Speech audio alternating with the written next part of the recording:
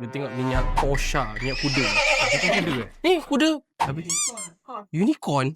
Mana ada tanduk? Okay guys, cuba tega. Kalau kita servis Porsche tu tak Porsche warna merah ni, apa korang rasa agak-agaknya? Cuba komen dulu, nanti kita nak beritahu kat akhir video ni. First, nak check bateri. Tangan, menulis. Dia punya tangan, check. Itu gunanya ada juga. Tengok dia, health 77, 20. So, still dalam good lah. Dan kita check brake fluid sekejap. Brake fluid dia masih okay. Bawah 1%. So, still boleh guna. Now, we nak check brake pad. Oh, 6mm. 70 to 60%. Let's check belakang.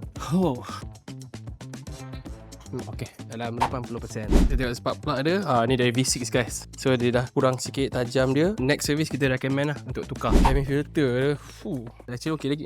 Next to service boleh lagi. Tapi nampak ni, ada snow lagi. So sekarang kita buka oil filter dulu. Oil filter dia dekat belah sini. Sama macam kata Conti, dia ada macam bulat tu. Itu dia punya oil filter. Ini dia guys. Nampaknya kuda ni mengganas. Ni oil filter dia guys. Ni besar amat. Sekarang kita nak drain daripada dia punya reservoir dia lah. 3, 2, 1. Oh my. So kita dah standby satu lagi. 1, 2, 3. Alright. Now it's time to tukar the O-ring. So kita masukkan dulu O-ring. Then kita masukkan oil filter like this. And then dia.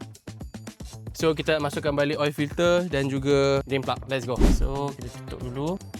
Dan kita masukkan oil filter kat belah sini pula. That's how you do it, man. We ketatkan. And then kita ketatkan drain plug.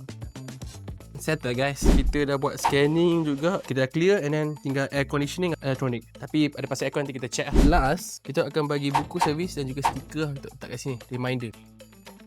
So untuk kereta ni dia pakai dalam 9 liter. Kita akan masukkan dalam 4 liter dulu. So dia akan pakai Ninja AutoCare, Himo Sintetica 5W40 main 20 anda. Persoalannya, berapakah harga dia servis ni? 2,000, 3,000, 3,000. Jauh tersasar. Jawapan dia ialah 1,000 guys. Siap tahu rumah. 1,000. Tak percaya, cuba WhatsApp. Give me location. Give me location. Send me a message like location.